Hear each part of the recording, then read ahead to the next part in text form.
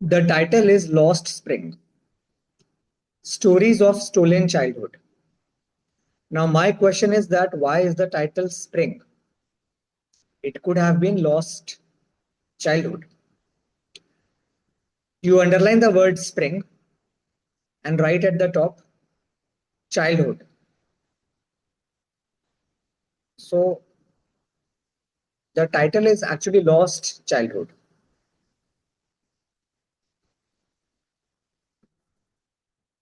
Metaphorically, we say that our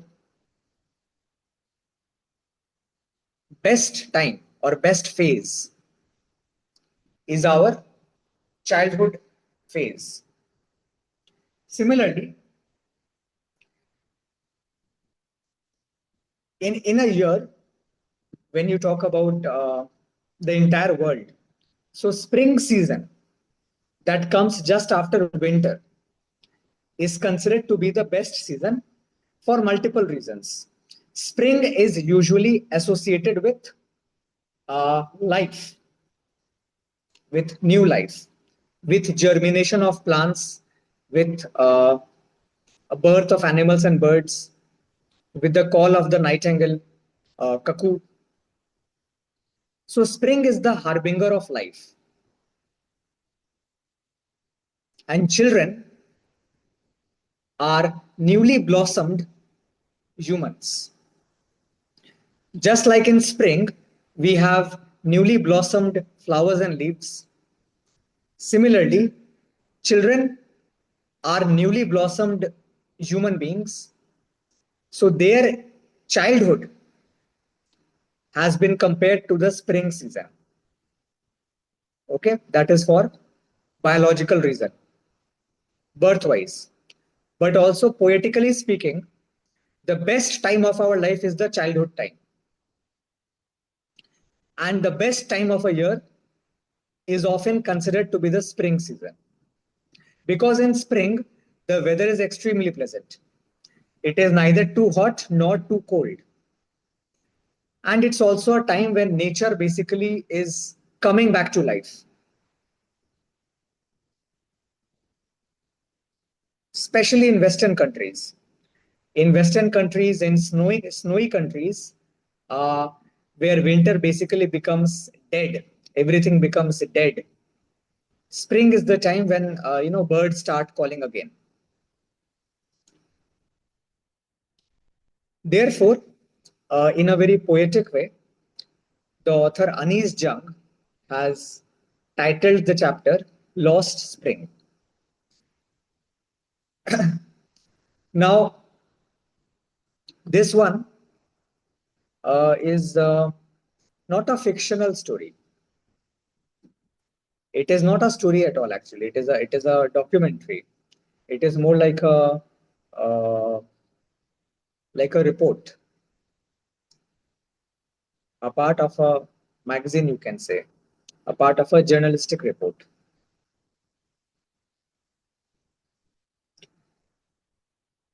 or you can say a part of a research paper. So it is not fictional, it is factual. The author comes across a few children who are slum dwellers or who are rag pickers, and the author interviews them, talks to them.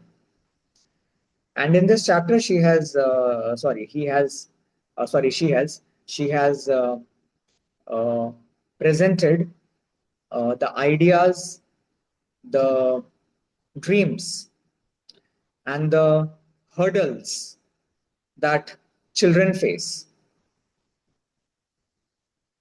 Not urban children, not urban children, not the kind of children you are, but those children whose childhood have been stolen from them because of poverty, because of lack of school, because of lack of parental guidance or lack of a caring family, and because of lack of hope.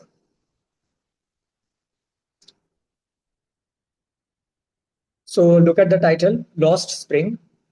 So spring you underline and write childhood. Stories of stolen childhood. Anis Jung, 1964, was born in Rourkela, and so Rourkela is a place in India, and spent her childhood and adolescence in Hyderabad.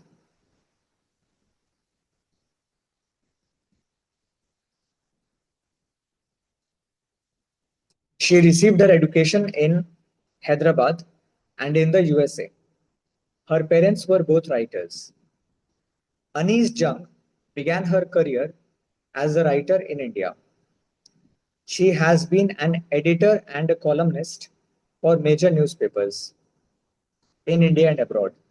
Now, this line tells us that because she hails from an editing background, so in her writing, you will not find that poetic flavor. You will not find that flavor of a Ruskin Bond. She has been used to writing for newspapers and magazines. So her writing is more like a newspaper article or a journalistic report. She is presenting facts and figures. Okay, it is not a story or a science fiction story. She is presenting facts and figures and trying to touch us or trying to create awareness. So she has authored several books. The following is an extract from her book titled Lost Spring, Stories of Stolen Childhood. So what we are reading is an excerpt or an extract from a book.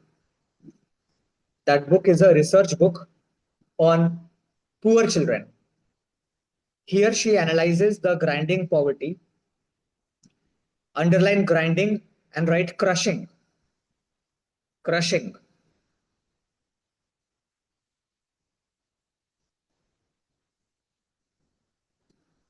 Have you seen that mixer grinder in your house? You must be having.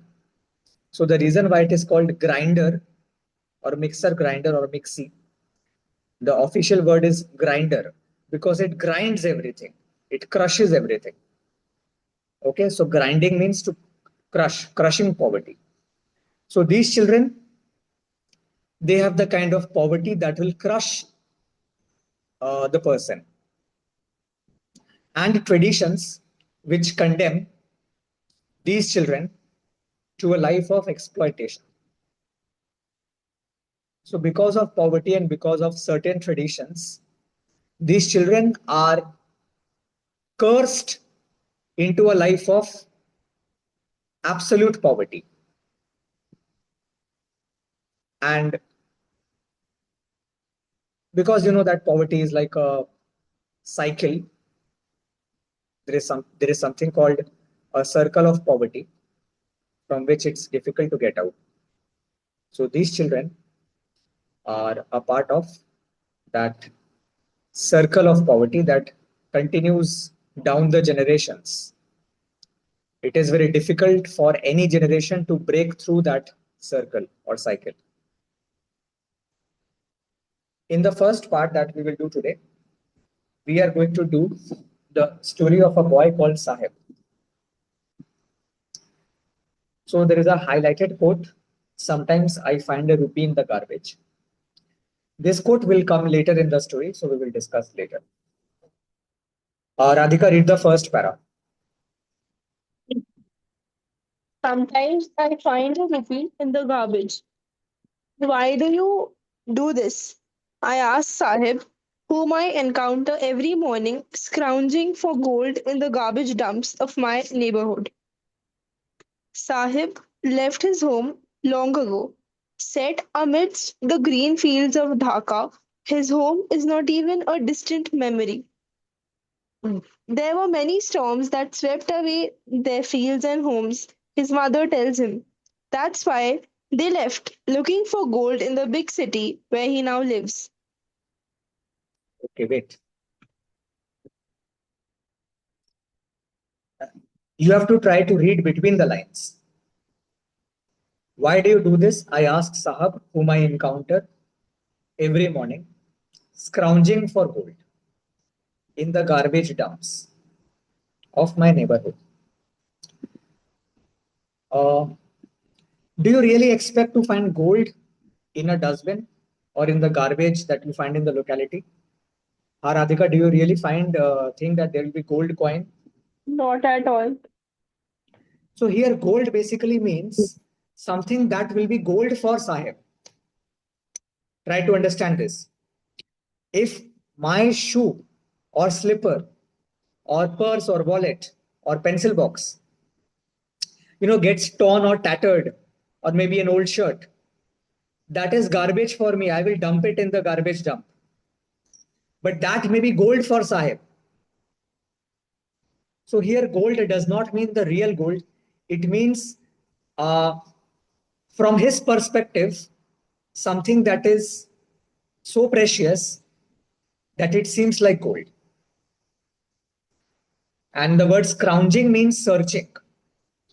Like, the birds, they scrounge for food in the garbage. So to find very carefully. So the narrator is saying that in my neighborhood, every morning I come across a boy and he keeps looking for something in the garbage. I ask him, what about his home? So Sahib says that he had left his home long ago, set amidst the green fields of Dhaka. Siddhi, do you know where is Dhaka?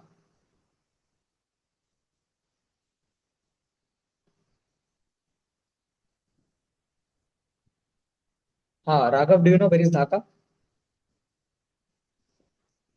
The Bangladesh. Bangladesh. To write down capital of Bangladesh.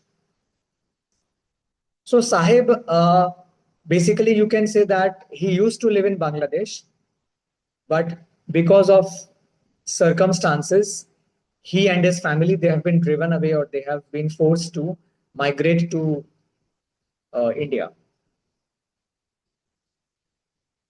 So set amidst the green fields of Dhaka, his home is not even a distant memory.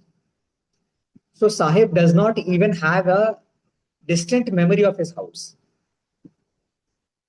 They were forced to live long ago, long back, when he was probably very small. He does not even remember the house clearly. There were many storms that swept away their fields and homes. His mother tells him. So Sahib does not have any clear cut memory. It is his mother that tells him that uh, the storms, the onslaught of storms, uh, swept away their fields and homes. So this tells us that they were poor people. They were probably cultivators or something. They obviously did not have a pakka house. They did not have a cemented house. They probably lived in some kind of a hut or cottage, like a muddy hut. And therefore, Bangladesh, that lies in the stormy line of storm. So every year, the storm that comes from Bay of Bengal, it almost always crosses Odisha and Bengal and Bangladesh.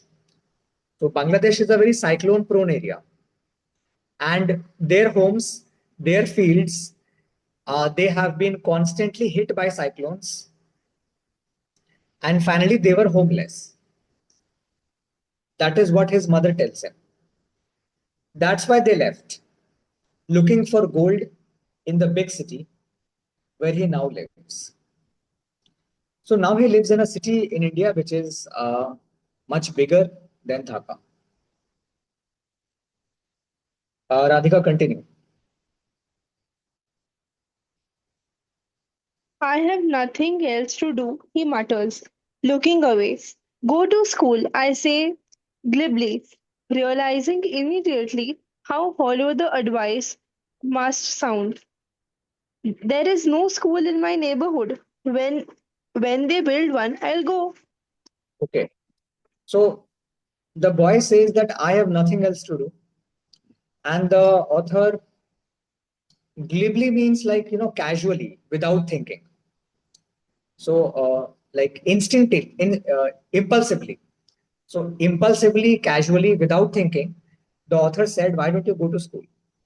And the moment the author said this, the author, uh, the moment the author says this, she realizes that she should not have spoken so, because the boy probably cannot afford to go to school.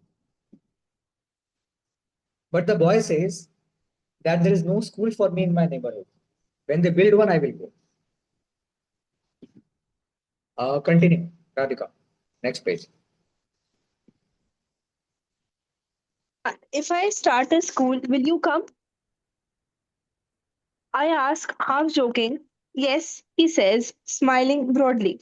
A few days later, I see him running up to me. Is your school ready? It takes Read one longer. more. Okay. It takes longer to build a school, I say, embarrassed at having made a promise that was not meant. But promises like mine abound in every corner of his bleak world. Okay, wait. Look at the lines again. If I start a school, will you come? I ask, half joking. So the narrator, in a half amused way, tells Sahab that if I start a school, will you come? So above this line, give an arrow and write, the the narrator planted a false hope. The narrator planted a false hope in Sahib's mind.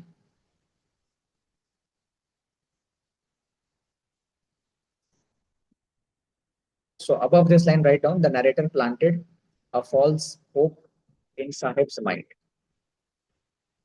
So the narrator said this very casually, but she planted a false hope in Sahib's mind. And so he immediately replied, "Yes," he says, smiling broadly.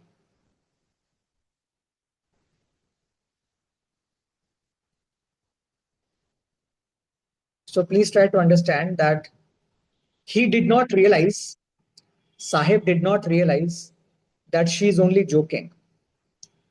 Sahib became hopeful and he smiled and said, "Yes, yes, I will come." And then a few days later, I see him running up to me. "Is your school ready?" So Sahib remembers. And a few days later, he comes up to the narrator and says, is the school ready?" But now the narrator is embarrassed.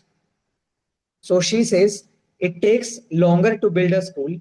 I say, embarrassed at having made a promise that was not meant. The author or the narrator is slightly embarrassed that I should not have planted this hope in his mind. I made a promise that I have no way to fulfill. But promises like mine abound. Abound means are full of. So underline the word abound and write, are full of. Promises like mine are full of means abound in every corner of his bleak world. Also underline bleak, the meaning of bleak, write down, sad or gloomy. Sad or gloomy.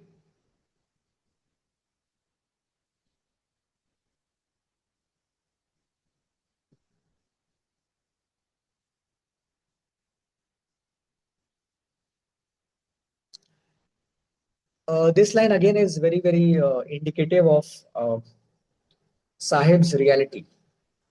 The narrator is pointing out that his world is a bleak world, a dark world where light does not enter. And therefore, in his world, people make promises, but the promises are never fulfilled.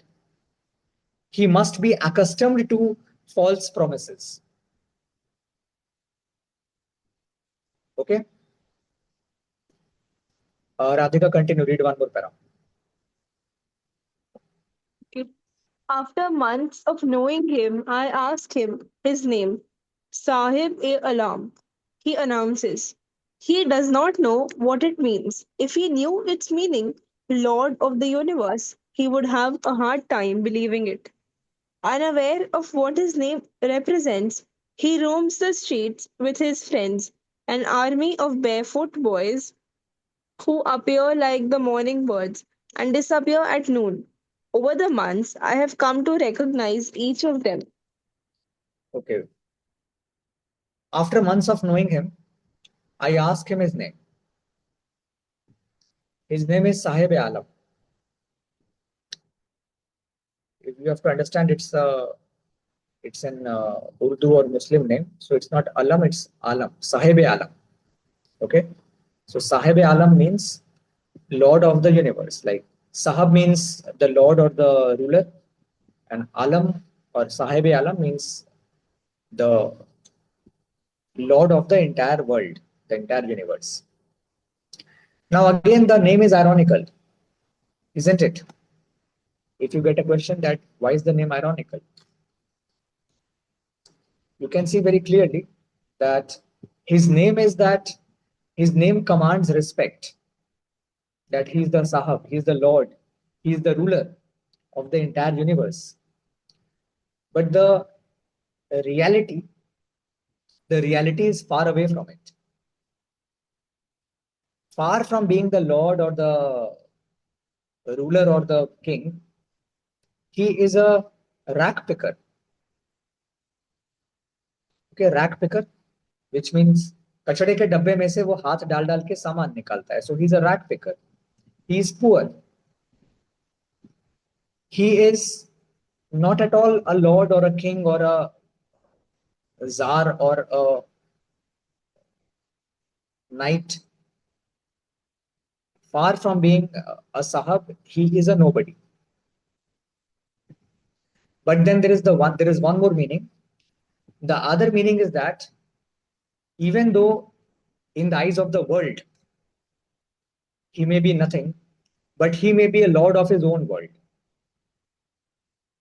It is possible that he is nothing in the eyes of the world, but in his own mind, in his own heart, he may feel like the lord of his own universe. Anyway, he does not know what it means. If he knew its meaning, underline this, Lord of the universe, he would have a hard time believing it.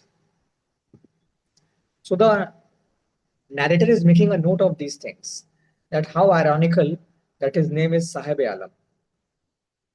Unaware of what his name represents, he roams the streets with his friends, an army of barefoot boys.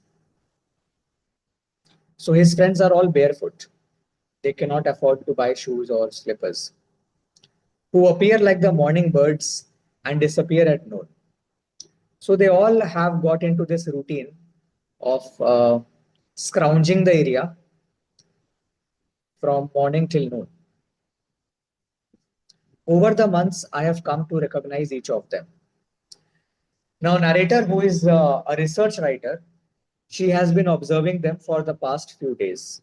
So now she can recognize all of them. She may not know their names, but now she can identify them.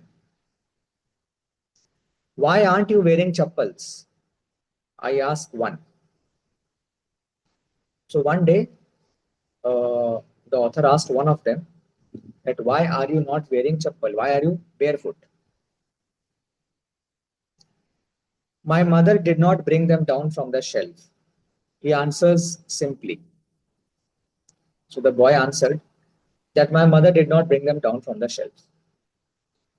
So maybe they do not have a proper chappal, or maybe they do not care. They have the habit of walking barefoot. Look at the next para. Even if she did, he will throw them off.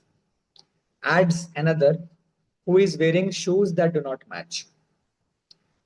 So there is one more boy or one more child, and he replies that even if his mother would give him the chappal, he would throw them away.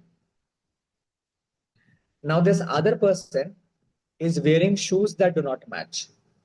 So please underline this. Who is wearing shoes that do not match?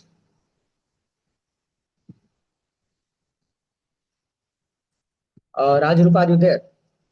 Uh, what do you understand from this line?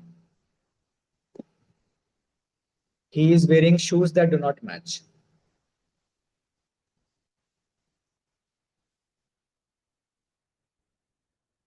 Idea, Siddhi?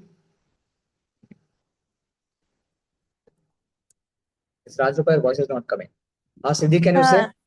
Sir, it might be like his the shoes which he is wearing doesn't match his out means what personality he has, or No, it is saying shoes are not matching, which means like one shoe is, say, black unmatched, or and one like shoe is blue. blue. It can be like that also. That appearance shoes. Not because of appearance. Okay, sir. You are saying that no, not because of appearance. It is because of uh, shoes are not matching. Like for example, one piece is from one pair, and the other piece is from another pair. Okay, Understood? sir. Sir, from poverty level that kind. Because see, what you are saying is can also be correct, but the more correct interpretation will be that he has probably found one shoe somewhere and another piece somewhere. Understood? Yes, They are sir. not they are not shoes that he has purchased. He's a rack picker, though. How can he purchase shoes? He has probably found one piece and then he has found one more piece some other day, some other where. So they are two mismatched shoes. They do not belong to the same pair. But he is proud of it that he has found the shoes. So for him, the pair of shoes, even though they are from different pairs, they are like gold. When I comment on it, so the author comments on it that why are you wearing two different shoes? He shuffles his feet and says nothing. So he doesn't have any reply. And then a third boy says, I want shoes, says a third boy who has never owned a pair all his life. So underline this, a third boy who has never owned a pair all his life.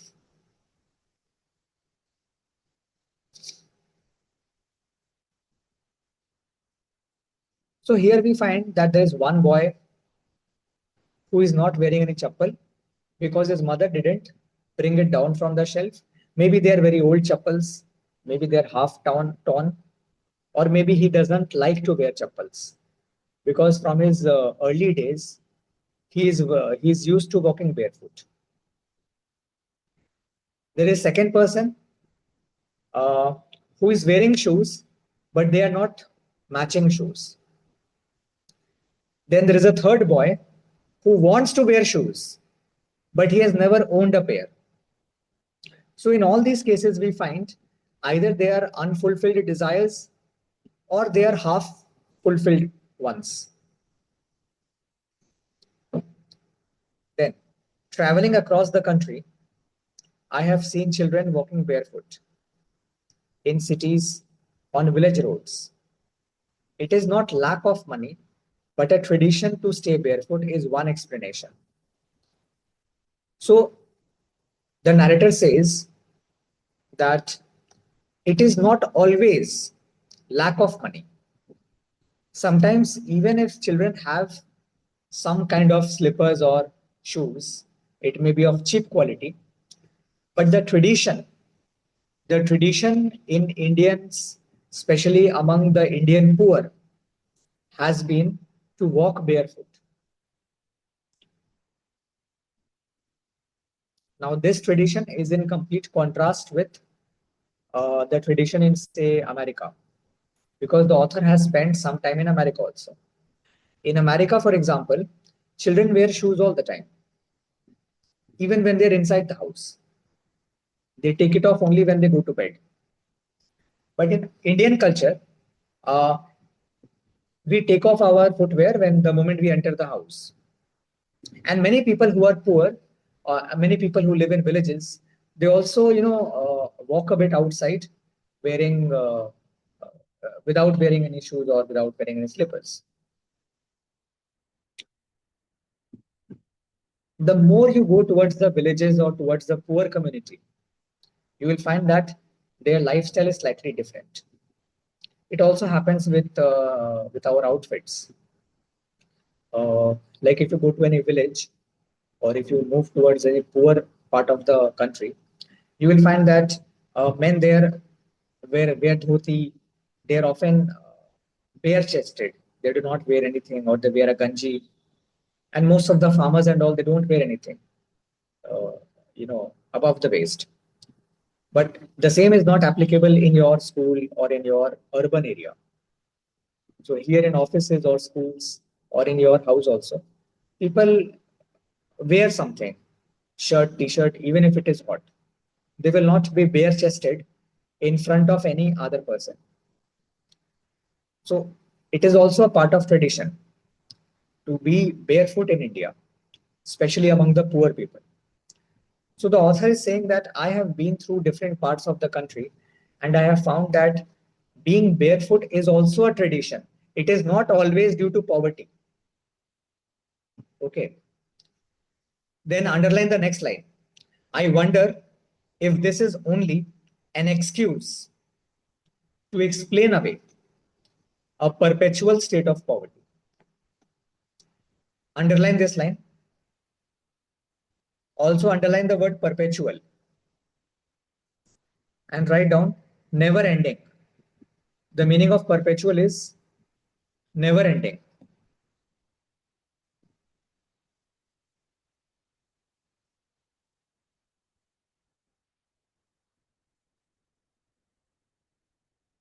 Okay. The author is saying that probably this is an excuse that I'm throwing at you. Some people, like these rag pickers, they are submerged in perpetual poverty. Their poverty is perpetual. It will never end. And that is why tradition is probably a good way, a good excuse to say that I don't like to wear slippers. For example, if let's say if there is a woman who is very poor and she cannot afford to buy jewelry. Now, all her friends tell her that why don't you wear jewelry? So she may get away by saying that I don't like them, or it's not in my tradition to wear jewelry. Wearing jewelry is against our tradition. So by saying this, I don't like it, or it is against my tradition, she is trying to find an excuse to escape the embarrassment of admitting that I am too poor to buy jewelry. Okay. Now look at the next para. I remember a story a man from Udupi once told me.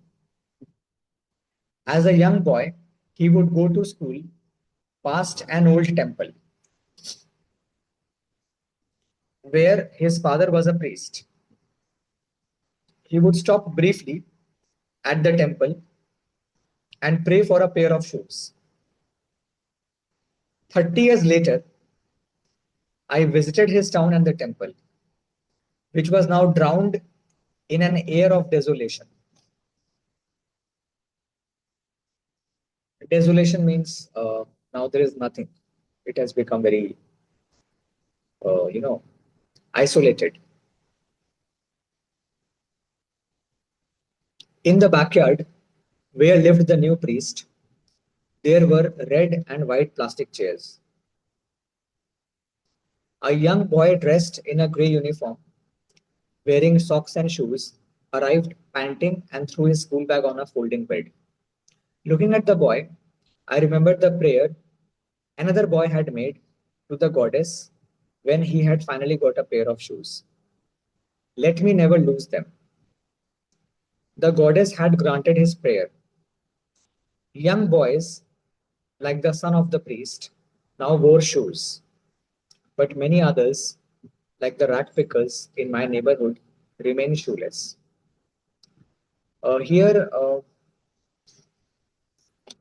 the author is saying that once upon a time, she had met a man from Udupi, and the man had told her that when he was a young boy, he had made a prayer before God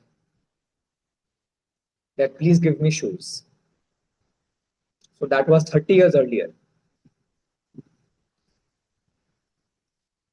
And 30 years later, uh, when the author went to that same temple, the author saw that now things have become a bit modern.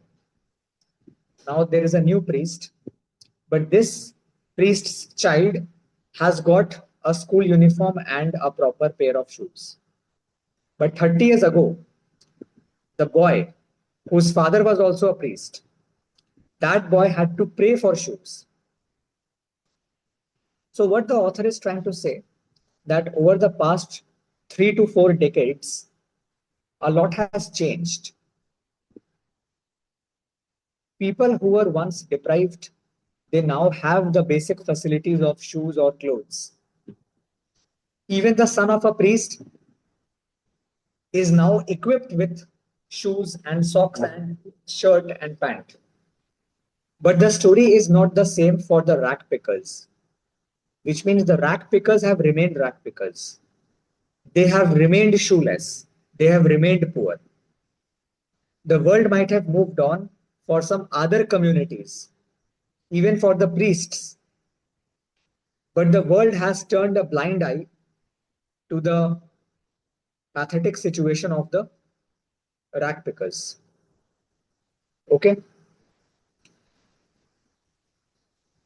Ha. Raghav, read the next para. My acquaintance with the barefoot.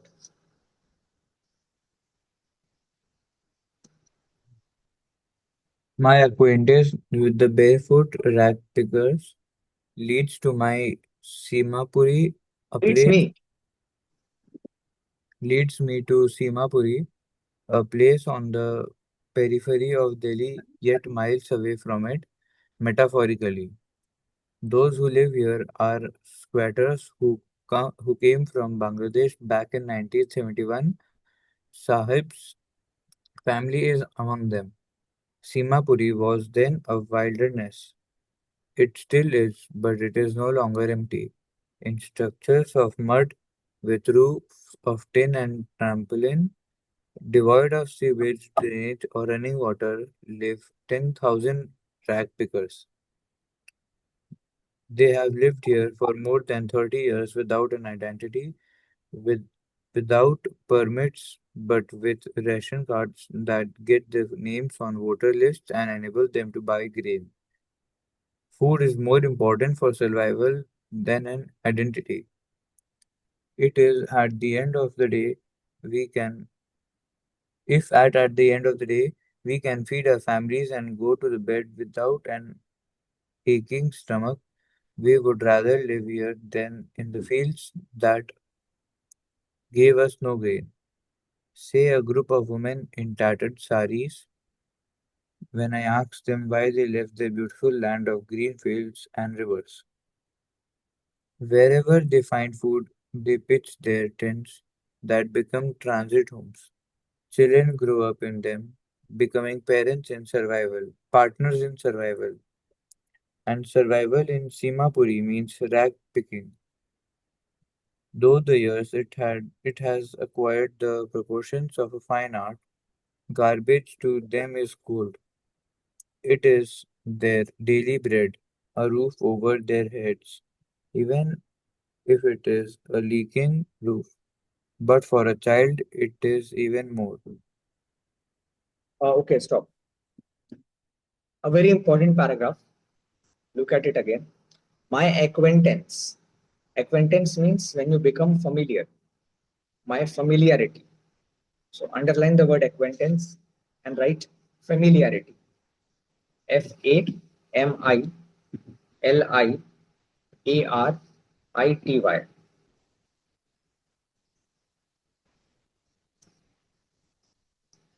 So my acquaintance or familiarity with the barefoot rack pickers leads me to Simapuri, a place on the periphery. Periphery means right margin or outskirts. Margin or outskirts.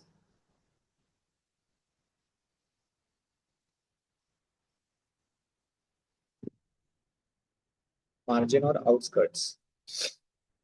So leads me to Simapuri, which is a place on the periphery of Delhi, yet miles away from it metaphorically. Uh, this line is important. The author is saying that कहने को तो Simapuri is very close to Delhi. It is just on the outskirts of Delhi. But metaphorically, it is far away because people of Delhi are very polished. They are very urban, very rich, very advanced. But Simapuri, which is just a touching distance from Delhi, is a place of poverty. So even though geographically Simapuri is close to Delhi, but metaphorically they are poles apart. So give a star mark here after metaphorically and right at the top. Give a star mark and right at the top. Even though, even though geographically, Geographially, even though geographically, comma, Simapuri and Delhi, Simapuri and Delhi are pretty close, are pretty close, comma, metaphorically, they are poles apart. Metaphorically, they are poles apart, open bracket and right, in bracket right, due to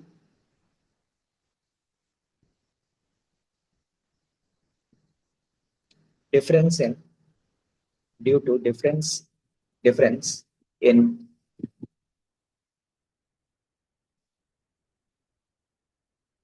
financial states, financial condition, financial condition. Many differences, main differences, financial condition. In Delhi, people are well off. People have house, people have some kind of proper work. In Simapuri, people have no proper work, no job, no house. They can do nothing but pick, try to find something. Okay. Again, the author says, now look at the book.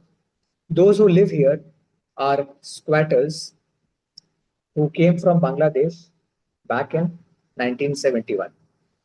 So in 1971, there was a war that had taken place between India and Bangladesh, which led to the division of Bengal. Some people came to West Bengal or came to Indian side, and some people remained in Bangladesh. Underline the word squatters and write on the left. People who live, people who live in an empty building. People who live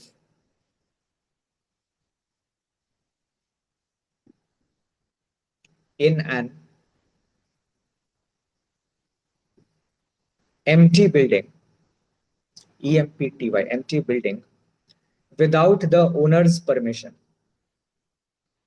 Without the owner, OWNER apostrophe S, owner's permission.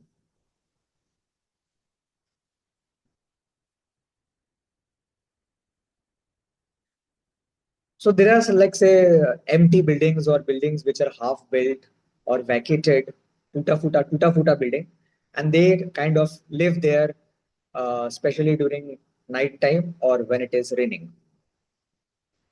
Sahib's family is among them. Simapuri was then a wilderness.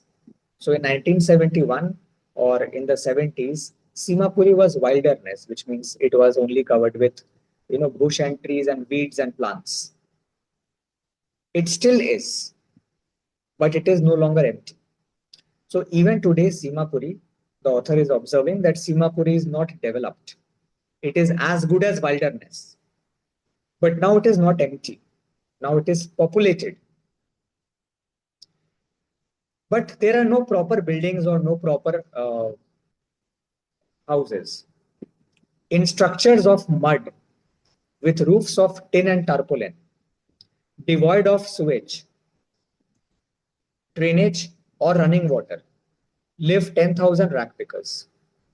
So today also, Simapuri is not advanced, but people live here in this small, very small town or very small, you can call it area. 10,000 rack pickers live, but there is no proper house. They just build a house of a mud or tarpaulin or tin. Tarpaulin, which you will find that Falwala uses. A fruit seller, he uses a plastic tarpaulin, that structure. And there is no sewage. There is no drain pipe or anything. There is no running water. There is no proper tap. They have lived here for more than 30 years without an identity. So from 1971, if you calculate, this book was written after 30 years. So for the past 30 years, these poor people from Bangladesh, they are living here without any identity. They do not have any like identity. They don't have any voter card or any I card. Without permits, you can call them immigrants who are living here illegally. But with ration cards that get their names on voters lists and enable them to buy grain. Underline this. But with ration cards that get their names on voters lists and enable them to buy grain. Uh, the author is saying that they do not have any proper identity. They do not have any proper identity, but the local government has given them a ration card using which they can buy uh, rice and grains from the local ration shop. What is a ration shop? A ration shop is a subsidized shop that a government runs in order to give either free food or subsidized, very low quality and very cheap uh, food products like rice, dal, wheat, biscuits, oil to poor people, mostly people who are below poverty line, BPL people. Now, this line is very important. The ration cards are given to them not because government is very kind. Government has its own agenda. Government gives them ration cards and asks them to vote for them. So the government is hungry for votes, but they don't care. They will do anything to get grains. So they are very much willing to give votes in return if they can get food. So also underline the next line. The next line and underline that. Food is more important for survival than an identity. For them, it does not matter whether they are recognized by the government or not. What matters for them is daily survival. If at the end of the day, we can feed our families and go to bed without an aching stomach, without a hungry stomach, we would rather live here than in the fields that gave us no grain. Say a group of women in tattered sarees, Underline tattered and write old and torn. Old and torn. When I asked them why they left their beautiful land of green fields and rivers. So when the author interviewed the woman that why did you leave your beautiful fields in Bangladesh? They were your fields. So they are saying that the fields gave us nothing. Every year there would be flood or cyclone and we would get no food. Here, if we are living on the mercy of government, we will still prefer this place because here at least we are getting food and at least we are geographically safe. In Dhaka, we were not safe. We were hit by floods and storms every year. And our fields, even though they were our, they gave us no grains. They gave us no food. And this place, Simapuri, or this government, even though it is not ours, but at least it is giving us something to eat before we sleep.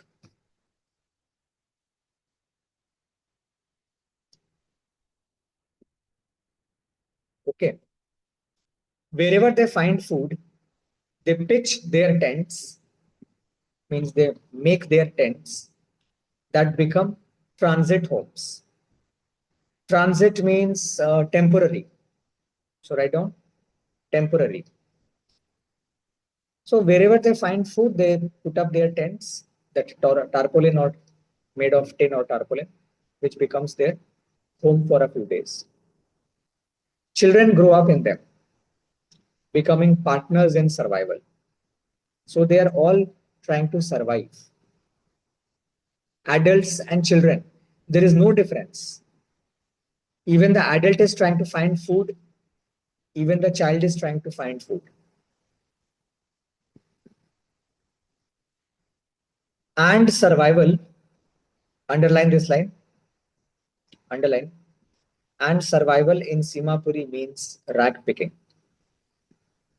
So the author makes it clear that to survive, the parents, the children, everybody has to do rag picking. Now, what is rag picking? Rag picking means trying to find things that have been thrown by some rich people in the roadside or in the garbage. Through the years, it has acquired the proportions of a fine art. Garbage to them is gold. Underline this line. Garbage to them is gold. It is their daily bread, a roof over their heads, even if it is a leaking roof. But for a child, it is even more.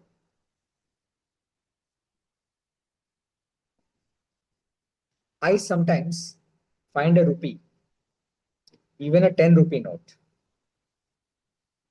Sahab says, his eyes lighting up.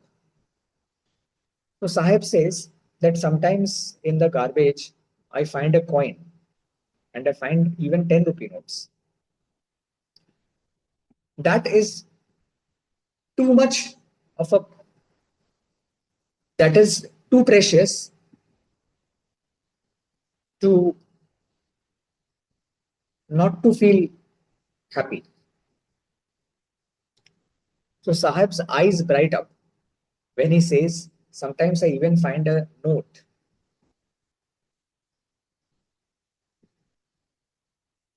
And then the author says, when you can find a silver coin in a heap of garbage, you don't stop scrounging, but there is hope of finding more. So the author is saying that when these children, when they find a silver coin in the garbage, it gives them hope and therefore they continue to search. Now here silver coin does not mean a real silver coin. Silver coin means that 1 rupee coin. Okay, obviously not chandi ka sikka nahi. It means 1 rupee coin, which is like a silver coin for them because it is silvery in color. So underline silver coin and write 1 rupee coin. But metaphorically, the poet has very cleverly used the word silver coin, because even though it is a 1 rupee coin, but to them it is as precious as a silver coin. And therefore they think that or bhi milega, let us find, let us search, and they keep on searching in the hope. Got it? It seems that for children, garbage has a meaning different from what it means to their parents. Underline the next line. For the children, it is wrapped in wonder. For the elders, it is a means of survival. Underline this line. Siddhi, can you tell me the meaning of this? Last two lines. Like, Siddhi, any inner meaning? So, children are in a hope that they will get more coins, and elders they only need that they have to survive in this world. Okay. Also, when adults are searching in the garbage, they are only looking for something which is precious. It can be a shoe, it can be a coin, it can be a note, it can be something which is half torn. They are doing it very mechanically. But children are doing it like it is a game for them. You know, like a game of Wonderland. For them, it is not garbage. For them, it is like a wonderland, like a treasure hunt. It is like a game of treasure hunt. You know, they are excited about it, that what they may get, what they may stumble onto. So that every piece that they're getting, it is wrapped in wonder. This entire search is a search. It's like a treasure hunt. So just give an arrow there and write. For children, it is like a game of treasure hunt. For children, comma, rack picking is like a game of treasure hunt.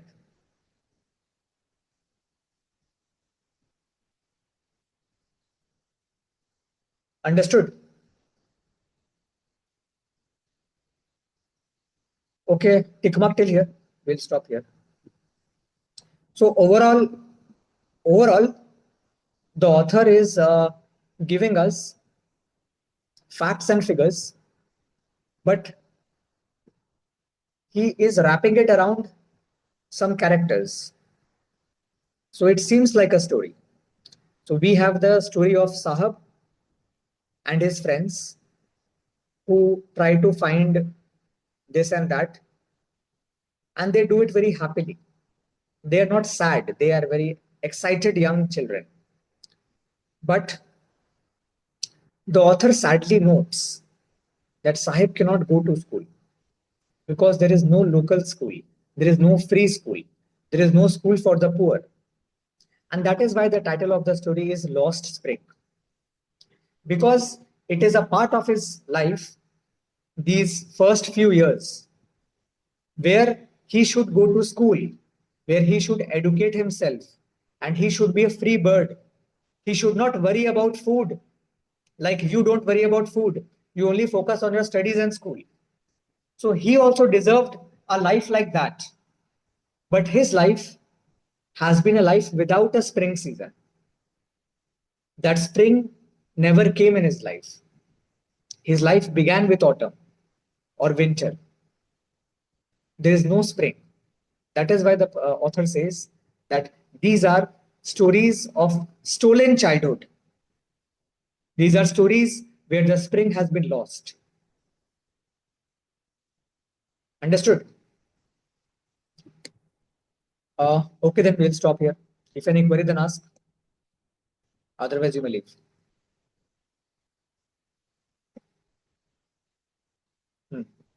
Okay, then. Bye.